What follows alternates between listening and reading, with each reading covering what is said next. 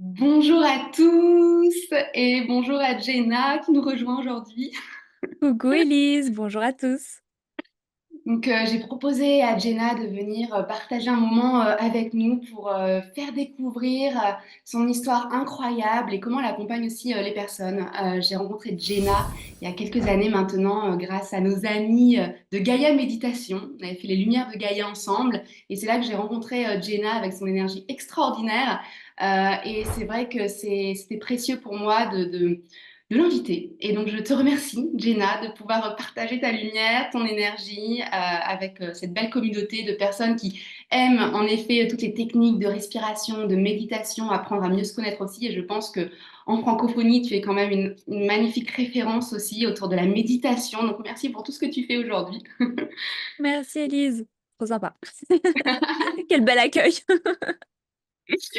Euh, et on sait que les histoires des uns et des autres peuvent vraiment inspirer. Et donc, j'aurais aimé que tu nous partages un peu ton parcours qui est assez incroyable, je trouve. Ouais, mon parcours. Alors mon parcours en rapidement, bien sûr. Donc bon, moi je partage aujourd'hui sur la spiritualité, des méditations, des bouquins, des oracles, plein de choses. Et comment j'en suis arrivée là? Tout remonte à mon enfance. Non, mais vraiment quand j'étais petite, j'avais déjà donc cette connexion, cette quête très, très forte de sens, cette spiritualité qui je ne la nommais pas ainsi à l'époque, mais qui m'habitait véritablement, ce besoin de compréhension de la vie, de la mort, de l'univers, des âmes et puis, ayant quand même, grandi dans une famille quand même un petit peu ouverte à ces choses-là, donc c'était vraiment très, très fort chez moi. Et ça m'a habité toute, mon enfance, ma jeunesse, mon adolescence, mais bien vite, je l'ai mis de côté dans une petite boîte. J'ai évité d'en parler parce qu'évidemment, c'est pas des sujets qui sont abordables et abordés, beaucoup dans notre société, pas forcément évident et aussi parallèlement à ça, j'étais, très forte à l'école, voilà la petite intello, vous voyez, comme on pourrait, dire aujourd'hui. C'était souvent l'étiquette qui m'était donnée et donc en fait, c'était amusant parce que paradoxalement, les 2 ne semblaient pas coller et les quelques fois où je parlais un petit peu de cette spiritualité et cette foi et cette connexion, cette intuition que j'avais à l'intérieur, c'était vraiment très mal perçu et on me disait: «Mais voilà, je pensais que tu étais plus intelligente que ça, croire à des bêtises» et cetera. Donc bref, j'ai vraiment mis ça de côté pendant longtemps et j'ai suivi un beau parcours, d'études et cetera, de communication. J'ai fait de la science politique, voilà donc c'était très intéressant jusqu'au jour où véritablement, je commençais à sentir que, le chemin que j'étais en train de prendre, même s'il nourrissait fortement mon intellect et c'est quelque chose d'important aussi dans la vie, eh bien, il commençait à, aller à l'encontre de mon âme qui s'éveillait à l'intérieur de moi et puis qui me faisait me sentir pas à ma place, un peu paumée, j'étais super jeune et je me disais: «Mais en fait, est-ce que c'est ça ma vie? Est-ce que c'est dans cette direction que je vais?» J'avais une envie depuis toujours de faire quelque chose qui a du sens, donc j'avais exploré différentes voies. Après j'ai fini par, je m'étais dit: «Voilà, on va faire de la communication pour, partager des beaux messages». Après je me suis dit: «Bah non, non, faut changer de système, on va faire de la science politique». Et voilà et aller directement dans les institutions, dans le système. Alors je me suis dit: «Ouh là, non, c'est pas pour moi», même si c'est très intéressant et après j'ai commencé à sentir qu'il y avait cet appel à l'intérieur de moi, mais c'était très flou et puis un jour, pendant une séance de coaching que je recevais pour la première fois de ma vie et et en fait, tout d'un coup, mon âme a eu l'espace pour s'exprimer et vraiment ce qui était sorti, mais vraiment, de moi toute seule, sans presque avoir besoin qu'on me pose des questions, c'était, en fait, là, il faut que j'accepte ma mission de vie. Mais j'avais aucune idée de ce que c'était. Enfin, vraiment, j'étais à des années-lumière de me dire: «Je vais partager sur internet». Enfin, vraiment, faut pas s'imaginer ça. Je savais pas du tout ce qui allait en sortir, mais ça m'a fait un déclic, mais monumental. Vraiment, mon corps se met à trembler, il y a eu de la chaleur, c'était super fort et cette nuit même, tout a commencé, on va dire, officiellement puisque, à partir de ce moment-là, j'ai été réveillée toutes les nuits pendant des mois pour canaliser des messages que je recevais où il fallait absolument que j'écrive. Je remplissais des carnets, voilà. En fait, tout d'un coup, tout s'est accéléré. Je pense que là-haut, ils se sont dit: «C'est bon, elle a dit OK, elle est prête» et en fait, vraiment tout petit à petit, j'ai commencé à ouvrir un blog et à partager ces messages, mais parce que j'avais cette guidance. Au début, j'étais hyper réticente, puis après ça a été sur YouTube et cetera. Bon, ça s'est fait progressivement, mais finalement assez vite et il y a eu un effet boule de neige, ça j'ai eu des super retours rapidement, vraiment des opportunités enfin tout s'est ouvert assez, rapidement honnêtement. Je pense que juste mon âme, elle était prête et il fallait juste que je libère quelques blocages et ensuite, que j'y aille à fond. Et donc aujourd'hui, donc j'ai 30 ans, ça est arrivé quand, j'avais à peu près 20 ans. Après il a fallu le temps que je le fasse officiellement, donc on va dire ça fait entre 8 et 10 ans que je partage plus ou moins officiellement sur ça. Et voilà un petit peu et donc la méditation qui m'a, aussi accompagnée quand j'étais jeune et qui aujourd'hui continue de faire partie de ma vie et aujourd'hui je crée des méditations guidées qui sont un outil aussi, qu'on peut utiliser donc voilà mon parcours. Mmh. C'est fascinant. Ça fait forcément écho aussi à mon histoire parce que donc, moi j'étais, enfin ouais, biologiste de formation, donc dans un domaine très scientifique, très cartésien et quand j'ai commencé à découvrir aussi ce domaine un peu plus subtil et spirituel, j'ai eu un espèce de conflit intérieur, et moi c'est par la voie du yoga notamment que tout ça s'est ouvert. Du coup, je me demandais, est-ce que toi tu avais déjà des pratiques, tu vois, plus jeunes, de yoga, de méditation, des choses qui t'ont accompagnée sur ton chemin en termes de pratique? Mmh. Oui, alors c'est vrai que, il y a eu plusieurs choses. Bon déjà comme je l'ai dit, comme il y avait une ouverture quand même dans ma famille, même si on n'était pas, enfin, ça se voyait pas en apparence, mais quand même, c'était là. J'avais trouvé quand j'étais ado un vieux bouquin des années 80, sur le yoga de ma mère. Donc, dans ma chambre vraiment en secret parce que j'avais un peu honte, je voulais pas trop qu'on me voie. Donc du coup, de temps en temps, je testais, il y avait des pratiques, bah, de yoga, il y avait des pratiques de respiration, mais à l'époque, il y avait pas YouTube. Donc, bah, je lisais, j'essayais de comprendre, il y avait quelques photos, donc j'essayais de faire ça. Moi, j'étais aussi absolument fascinée, par, l'Inde et notamment Gandhi, j'étais fan quand j'étais ado, une de mes grandes figures, d'inspiration et du coup, bon, lui, il parlait pas directement de la méditation, enfin, parfois, mais en fait, heu, forcément étant un hindou et donc je me suis aussi beaucoup intéressée, aux pratiques de l'hindouisme, aussi au bouddhisme, donc j'ai commencé à faire la méditation, mais vraiment sans guidance. Dans ma chambre, je me rappelle, j'avais le stress que mes parents rentrent dans ma chambre, j'allumais une bougie, je devais avoir 15 ans et bah, j'essayais de méditer, je faisais des prières et en fait, ce qui me paraissait naturel avec les petites inspirations que j'avais lues à droite à gauche, mais encore une fois dans des bouquins tout le temps. Donc la méditation, par moi-même, de temps en temps, la prière, du yoga, mais très balbutiant et puis aussi, vers je pense 17 ans, un truc comme ça, avec ma mère et mes tantes et mes cousines, donc les femmes de ma famille, on s'est mises à faire du pendule ensemble et ça aussi, ça a été, une belle, pratique qui m'a aussi, accompagnée. Aujourd'hui, j'en fais plus forcément autant, mais c'est une belle façon aussi de se connecter à son intuition, au monde invisible. Donc ouais, il y a eu plein de choses, plein d'étapes et puis je lisais beaucoup et je crois encore aujourd'hui que la lecture, c'est quand même une belle façon aussi de au-delà d'apprendre des nouvelles choses, mais aussi parfois de lire des textes ou des récits de vie ou des partages, vibrants qui vont vraiment reconnecter des choses en nous. Mmh. Et peut-être tu aurais un livre à recommander? Là Ah non, je peux pas dire un livre, c'est trop dur. Tu sais, je vais lire à peu près, 50 livres par an, si ce n'est plus, donc tu vois, je lis tellement, ouais. heu, franchement, il y a plein de livres que je peux recommander. Il y en a un que je recommande souvent qui est, un beau livre et qui est sur 4 tomes, qui est Conversation avec Dieu de Neale Mmh. Donald Walsch, qui est hyper connu, mais je recommande quand même. Et pour ceux qui peut-être connaîtraient, je recommande le dernier qui est sorti 25 ans plus tard, heu, qui est aussi un très beau livre, Awaken the Species, il s'appelle.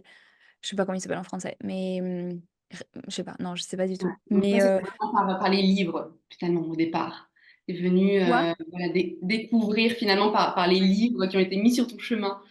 Ah, tu Heu, parles de moi ou tu parles de toi? oui, de toi, Jenna. De moi? Ouais, ouais, les livres ont fait, beaucoup partie. Bon, ma famille aussi, parce que j'ai une tante quand même qui est médium, donc Mmh. bon, petite, je voyais des choses aussi, des incorporations, des choses comme ça, voilà, j'avais je pour moi, c'était évident qu'on mourrait pas, il y avait pas Mmh. rien après la mort, qu'on pouvait parler avec les esprits, que j'avais des messages de, mon cousin qui devait être mon parrain, qui était mort, juste avant ma naissance. Donc tu vois, j'avais déjà, ça. On va dire les livres, bon moi j'étais une énorme lectrice aussi quand j'étais petite. Du coup, les livres ont été aussi, des déclencheurs à des moments où déjà il y avait pas autant de réseaux sociaux, tout ça.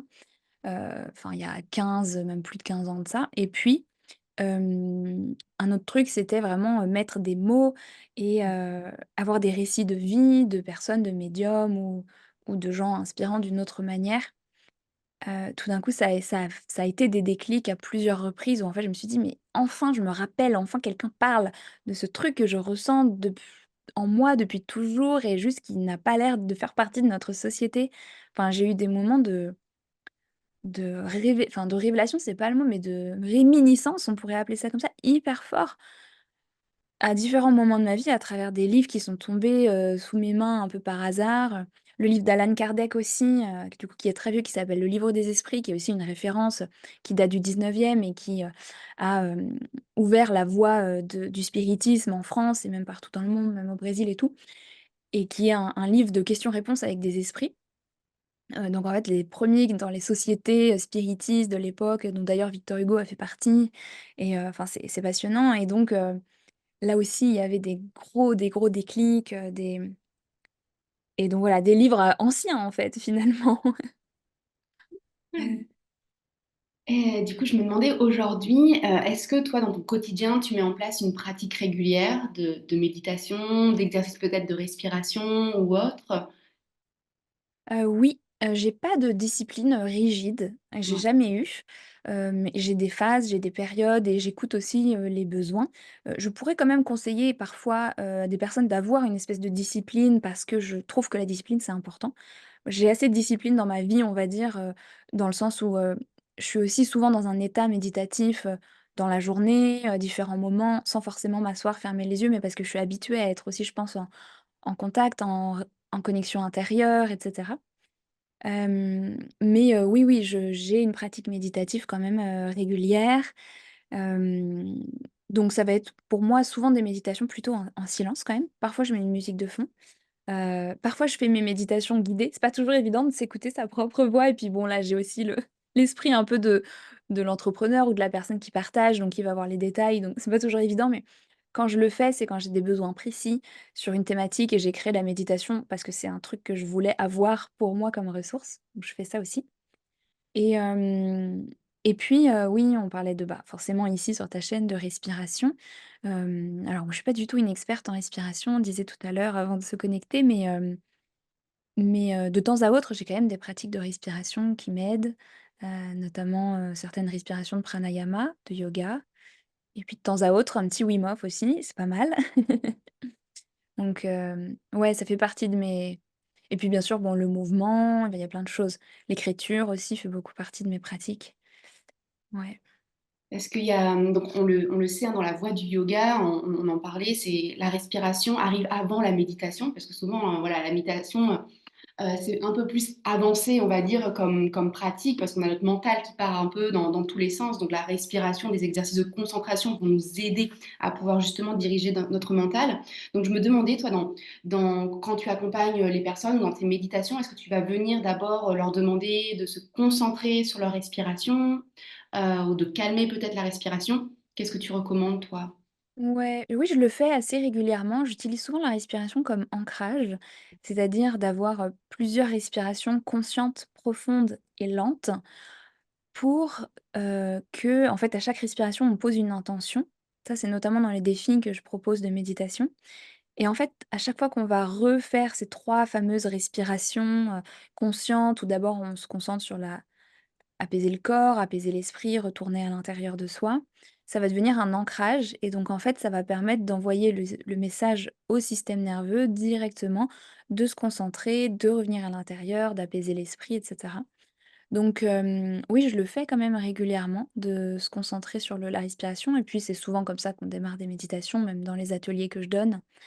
Tout simplement parce que, tout d'un coup revenir déjà la concentration, c'est quand même important, hein, dans la méditation, forcément, et aujourd'hui avec une société où on a des spans, des comment on dit? Des plages d'attention qui sont super basses, c'est pas forcément évident. Donc de revenir à cette présence à soi et heu et tout simplement parfois à l'écoute, juste écouter sa respiration, se concentrer sur les ressentis sensoriels et physiques, hein, de l'air qui rentre, du corps qui bouge, du rythme que ça a, d'écouter le rythme de notre respiration.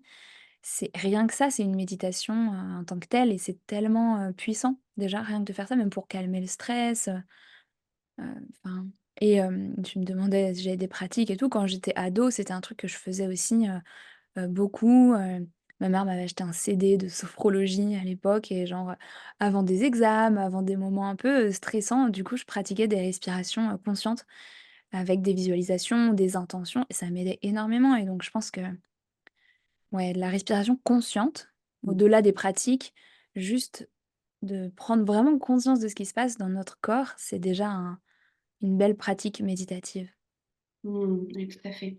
Il y a beaucoup de personnes qui ont envie justement de se mettre à des pratiques parce qu'elles se rendent compte des bienfaits de la méditation, de la respiration, mais souvent on a quand même cette fameuse notion de je n'ai pas le temps qui revient beaucoup. Est-ce que tu aurais peut-être des conseils pour justement se mettre dans une forme de régularité et justement se rappeler peut-être aussi les bienfaits finalement, tu vois, de la méditation? Pourquoi ça serait intéressant aujourd'hui dans notre vie de tous les jours qui est agitée de pouvoir justement prendre ce temps pour soi? Tu vois, j'aimerais avoir ton avis là-dessus parce que c'est ce message que je transmets énormément avec Inspire, ce côté de pratiquer, tu vois, de pouvoir tous les jours prendre un temps pour revenir à soi.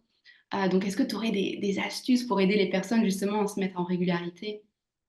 Oui, bon, déjà, je pense que, plus on pratique, bon, je vais répondre après à la question, mais plus on pratique, plus on savoure les bienfaits et plus ça devient, pas addictif, mais ça devient vraiment, quelque chose, qu'on apprécie et qu'on a envie de garder au quotidien dans sa vie. Donc je pense que ça, c'est la première chose et je pense que, c'est avoir aussi, la raison pour laquelle on a envie de faire ça parce que en fait, souvent, ce message de régularité, de discipline ou de méditation quotidienne, il est complètement compris par le plan mental, mais complètement et donc on est complètement d'accord, bah, oui, c'est sûr, c'est comme, je sais pas, manger pas de sucre, on est d'accord, OK, c'est meilleur pour la santé. Pour autant, qui le fait réellement? Bah, peu de gens. Parce que finalement, on n'a pas vraiment envie aux autres plans, au plan émotionnel, parce on aime notre mode de fonctionnement, on s'y sent en sécurité et puis, ça n c'est aussi l'évitement de l'inconfort et méditer, respirer en conscience, ça génère une part d'inconfort parce que tout d'un coup, bah, on est face à ses pensées, à chaque fois qu'on s'arrête, on pense à moi y compris, hein, tout ce qu'on a à faire et donc on a envie de passer à l'action et c'est pas très agréable dans une certaine mesure, on va dire. Il y a vraiment cet inconfort qui est là et donc, comment, dépasser, transmuter cet inconfort? C'est d'avoir une volonté, une motivation et même, un amour plus profond, plus paisible peut-être, de la raison pour laquelle on fait les choses qui est, si enveloppant à l'intérieur de nous que ça, dépasse cet inconfort, hein. Peut-être c'est vraiment une histoire de balance et il y a quelque chose que je fais depuis plusieurs années qui sont des défis de méditation guidée, qui sont gratuits plusieurs fois dans l'année et du coup qui ont, aidé vraiment des dizaines de milliers de personnes à se lancer dans la méditation, parce que tout d'un coup, c'est plus fun. Il y a la guidance aussi, donc je recommanderais vraiment de faire des choses guidées comme des exercices de respiration avec toi, avec Léo, avec Inspire, des méditations guidées qu'ils peuvent trouver ailleurs. Parce que tout d'un coup, le coût, on va dire, que ça nous coûte quoi de se lancer est moins important et d'y trouver, du fun et de savoir, voilà, pourquoi on fait les choses. C'est pas juste parce que c'est bien, hein, mais par exemple, on peut imaginer, d'accord, on va reprendre l'exemple du sucre, même si moi-même je mange du sucre, hein. Mais, par exemple, on pourrait se dire: «OK, bon, bah, je sais que c'est bien, mais j'ai pas vraiment de motivation». Mais le jour où on vous dit, je sais pas, quelqu'un essaie d'avoir des enfants et on lui dit: «Non, je sais pas, vous avez du diabète» ou j'en sais rien, «il faut vraiment arrêter», la motivation est plus forte. Le jour où on vous dit, «Bon, bah, là, vous avez une pathologie qui vraiment demande à, monitorer le niveau de sucre, ça va être important de réduire», bah, on a une motivation qui est plus forte. Donc c'est aussi à nous de trouver peut-être, pourquoi est-ce qu'on fait ça? Est-ce que c'est juste pour lâcher prise, pour aller mieux dans sa vie? Est-ce que c'est vraiment un moyen de moi, par exemple, ma motivation depuis mon enfance, ça a toujours été de me connecter à mon âme et de m'élever spirituellement. C'est je sais que peut-être certaines personnes, ça va pas vraiment leur parler, mais c'est si fort en moi, ce besoin de connecter avec là-haut, hem, que, finalement ça m'a toujours, guidée et ramenée à ces pratiques de connexion intérieure. Donc à chacun de trouver, son pourquoi, des choses qui l'animent profondément. On peut aussi désolée, je parle beaucoup, mais on peut aussi, dédier sa pratique à quelqu'un et ça, c'est quelque chose qui est beau et puissant. Ça peut être une espèce de prière, sans parole. Par exemple, on dit: «OK, voilà, je dédie cet inconfort, ce moment de méditation, à quelqu'un que j'aime, à une situation qui a besoin d'être réglée», ouais, vraiment comme une offrande et ça, c'est très beau aussi et ça aussi, ça peut nous motiver d'une certaine manière. Merci pour ce partage parce que forcément, c'est exactement aussi ce qu'on transmet, notamment pour le bain de glace. Tu sais, ce fameux Mmh. pourquoi je vais aller m'immerger dans le froid qui apparaît comme un inconfort. Et donc aujourd'hui, le pourquoi on fait les choses, ça nous aide à transcender aussi ces formes d'inconfort quand on sait qu'il y a des bienfaits quelque part du deuxième degré. Des fois, on voit pas les bienfaits tout de suite. Et donc, j'aime aussi à rappeler que le pourquoi peut varier en fonction de la journée aussi. On peut avoir un pourquoi qui nous guide tout au long de notre vie quelque part, mais c'est vrai que tous les jours, quand je pratique le froid, bah, je me remets face à moi-même. Parce que mine de rien, c'est tous les jours un petit challenge. Même si mon corps connaît, même si voilà, mon être sait que ça me fait du bien, il y a quand même ce côté d'aller rencontrer de nouveau le froid. Et donc, j'ai un pourquoi qui va être un pourquoi de bien-être, un pourquoi de confiance, de victoire. Donc, merci de nous rappeler que dans la méditation aussi, c'est intéressant d'avoir ce fameux pourquoi on fait les choses. Et finalement, je pense c'est se ramener au sens que l'on met dans ce que l'on fait, dans comment on vit notre vie aussi, et de sortir d'une forme de mécanicité et d'automatisme. Eh Donc, oui. hmm. Et je pense que juste pour rebondir sur ce que tu dis, vraiment je pense que c'est un peu un problème de notre société, cette fuite à tout prix de l'inconfort, qui fait qu'en fait, c'est complètement antinomique avec, bah, le chemin de développement personnel, spirituel, l'épanouissement, la réalisation de soi, qui passe nécessairement par de l'inconfort. Et je dis pas de la souffrance, je dis de l'inconfort. C'est sortir de sa zone de confort justement, c'est prendre des risques, c'est se rencontrer, c'est faire des choses pas évidentes, c'est se faire être face à soi-même, se voir vulnérable, et c'est comme tu as dit, c'est ce que je pensais à la fin de mon partage de tout à l'heure. Chaque jour, ça peut être aussi une motivation différente, une raison différente. Et ouais, et je pense que aussi de se familiariser avec le léger inconfort, c'est important. Et aujourd'hui, tu vois, on est tellement dans une société de confort que on crée des situations volontairement et consciemment pour se mettre dans l'inconfort. Et quelques années ou dans d'autres mondes, pas besoin de ça pour être dans l'inconfort. Donc on a ce luxe aujourd'hui, on peut le voir comme ça. Jenna, donc voilà, je me demandais quel était ton conseil pour aider les personnes à pouvoir aller un peu plus dans leur authenticité et déployer leur potentiel. Tu vois, nous, on a beaucoup de personnes qui viennent à nous parce qu'elles ont envie d'apprendre à mieux se connaître grâce à des techniques comme la respiration, le froid. Et donc, quels seraient, toi, tes conseils pour les aider à justement suivre un peu plus leur intuition? Parce que quand même, toi, tu as réussi à suivre, enfin, tu suis ton intuition. Mmh. C'est une bonne question, c'est une grande, question aussi. Je dirais, justement, déjà tu parles d'intuition, il y a 2 mots qui me viennent à l'esprit, c'est le sens et l'intuition justement. Le sens dans l'idée de quand on cherche à justement déployer son potentiel, se dépasser et cetera. OK, mais pourquoi? Et je pense que comme on disait juste avant, on se connectait à son pourquoi, mais quel est le sens qu'on donne à ses actions? Quel est le sens que l'on donne à sa vie finalement? Quelles sont les valeurs? Quelles sont, si on devait transmettre un message, à travers notre existence, quel serait-il?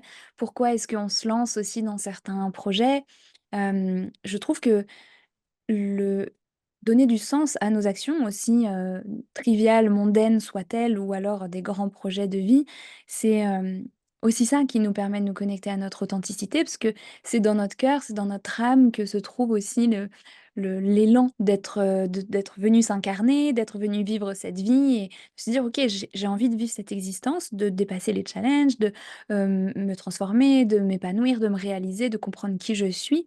Ça, c'est incroyable et ça passe dans tous les aspects de notre vie. Donc je trouve donner du sens ou en tout cas se questionner sur le sens que l'on souhaite, donner et c'est pas une mince affaire, hein, c'est pas une mince question. Mais je trouve que cette quête de sens, elle nous amène vers, des transformations, des prises de conscience incroyables et puis l'intuition, dans son entendement le plus large qui serait véritablement cette idée d'aller se reconnecter à sa sagesse intérieure, à sa guidance, hem, à vraiment, cette petite voix qui nous élève et qui nous permet de cheminer, pas toujours dans le confort et dans la facilité, mais justement vers la pleine réalisation de notre être, vers la une compréhension plus élevée, vers une élévation, hein, de tout notre être et cette intuition, je trouve que c'est une alliée, une amie véritablement dans notre chemin et donc avoir en tête que peut-être, travailler sur son intuition, développer, lui faire confiance, s'amuser aussi avec son intuition, c'est une façon incroyable aussi de on n'y penserait peut-être pas, mais de se reconnecter à son authenticité, parce que c'est se reconnecter à la voix du cœur, VOIX, mais aussi VOIE. Et Et en fait, c'est là aussi que réside une des voies pour déployer notre potentiel, dans notre intuition qui va nous dire: «OK, peut-être que maintenant tu peux te lancer dans ce projet qui paraît un peu fou, mais qui va te faire grandir exactement comme c'est juste pour toi». Mmh. Ouais, tout à fait, merci. Et tu as évoqué à plusieurs reprises, j'ai remarqué le côté de s'amuser, de fun, de joie. Et je pense que c'est important aussi, c'est ce que j'adore transmettre hein, lors de mes accompagnements, des stages, ce côté de ne pas se prendre trop au sérieux, de vraiment voilà, être dans cette joie et dans ce fun. Donc ça fait partie aussi Grave. de dépasser, étendre sa zone de confort. On peut le faire aussi avec joie. Mais tellement et ça, c'est vraiment un message, tu vois? Quand on commence à écouter son intuition ou ses guides ou enfin voilà, on l'appelle comme on veut, mais heu, il y a tellement de joie, il y a tellement de fun et puis aussi l'humour, c'est le meilleur contre-pied à l'ego, au à l'anxiété, à l'angoisse, à la pression qu'on peut se mettre, au sérieux parfois de: «OK, il faut tout bien faire, faut réussir, faut rester un quart d'heure dans le bain froid, faut méditer 1, 2 heures par jour comme un moine». Genre non, enfin OK, si ça vous fait si c'est fun pour vous, mais je trouve que cette notion de fun, d'humour et de lâcher prise aussi, ça fait partie de la voie spirituelle, ça aussi, ça fait partie de l'authenticité, du dépassement de soi, d'une manière où en fait, ça permet de pas, laisser notre ego prendre la place et peut-être s'attribuer certains, challenges qu'on aurait dépassés comme, quelque chose qui nous rendrait meilleurs que les autres, plus important ou quoi. Et ouais, je trouve que l'humour, le fun, le jeu, c'est un des meilleurs alliés qu'on a sur notre route pour avancer et pour grandir, vraiment. Bon, Et pour tellement. dépasser certains défis aussi. Oui, oui, tout à fait. Hmm. Je propose que, si ça te va, qu'on puisse clôturer tranquillement avec une pratique guidée de ta part. C'est très précieux, je voulais vous partager ça aussi. Avec joie, avec joie. Donc je proposais une petite méditation guidée, rapide, pour ceux qui sont là. Donc je vais vous inviter, tous à fermer les yeux, à vous installer, simplement assis là où vous êtes. Ça prendra peu de temps, mais prenez-le comme un cadeau que vous vous offrez aujourd'hui. Bien sûr, je vais vous inviter à poser votre attention sur votre respiration, simplement comme on viendrait regarder un paysage qui déroule par la fenêtre d'un train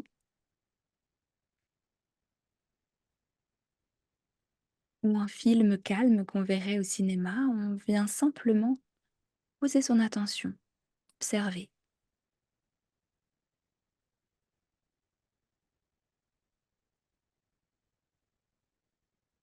Et puis, on peut se laisser guider à travers les sensations du corps et rendre cette observation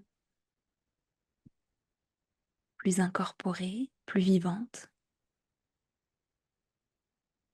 Et avec notre conscience tout entière, celle du corps, de l'esprit, pourquoi pas de l'âme, on vient se connecter à cette inspiration, cet élan de vie qui nous traverse,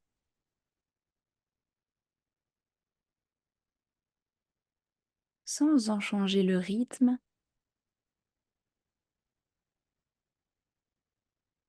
sans forcer quoi que ce soit.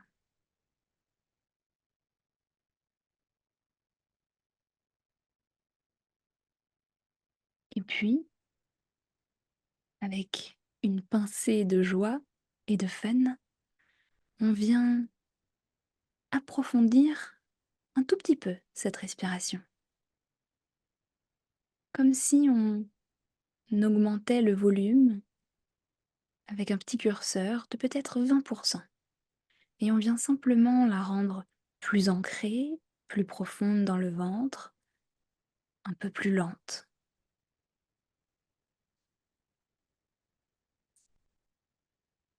Ce faisant naturellement, nous envoyons un message d'apaisement et de détente à tout notre système nerveux, mais aussi à notre esprit et à nos pensées qui peut-être s'agitent.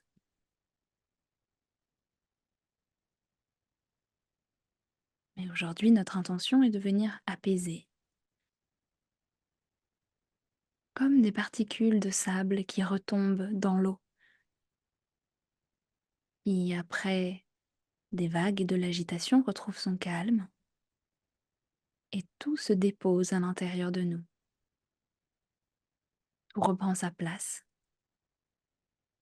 et nous retrouvons de la même manière notre alignement.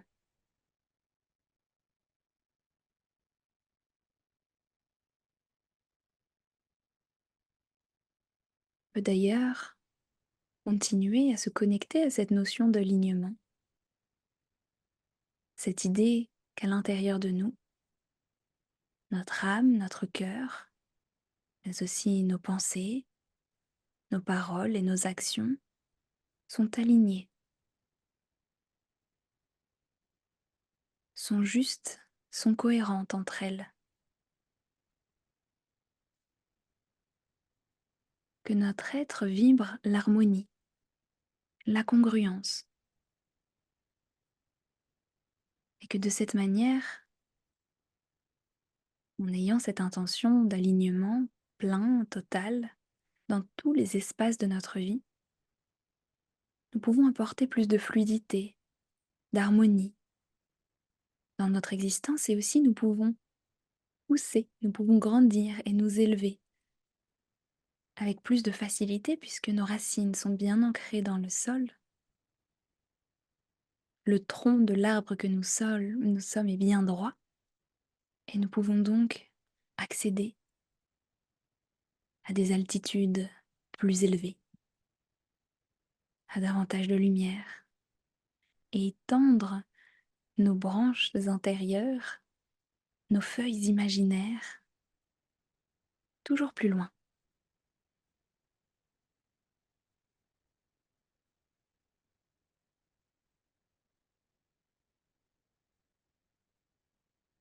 Par cette image, nous pouvons aussi ancrer cette belle intention de rayonner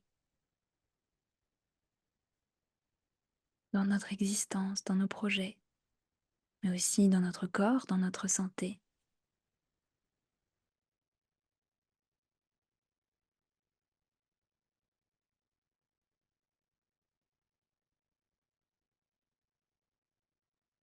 La respiration continue de nous accompagner dans ce processus, comme une douce amie qui nous porte et nous soutient.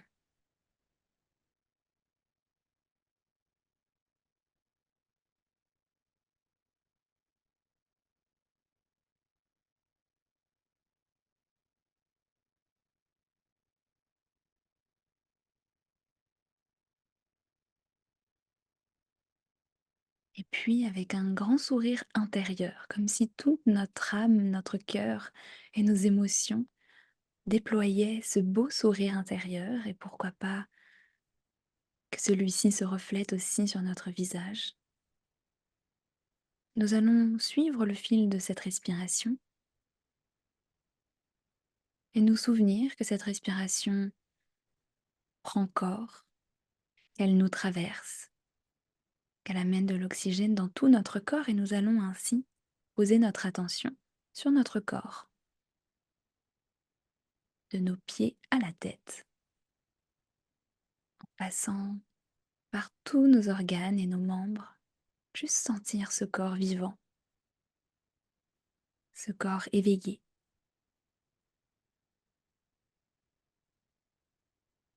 On lui envoyer une vague de gratitude, peu importe l'état de santé ou de vitalité dans lequel il est, ainsi que peut-être une pensée de bénédiction, de remerciement, comme une prière pour son corps.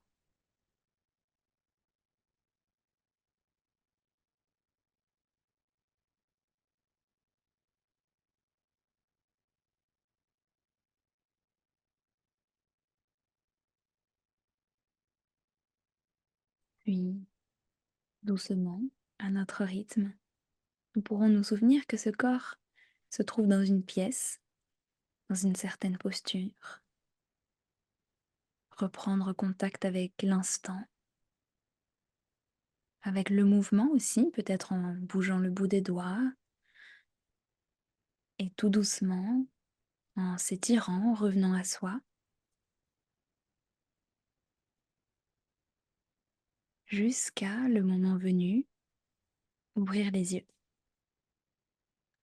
et savourer les bienfaits de cet instant de pause.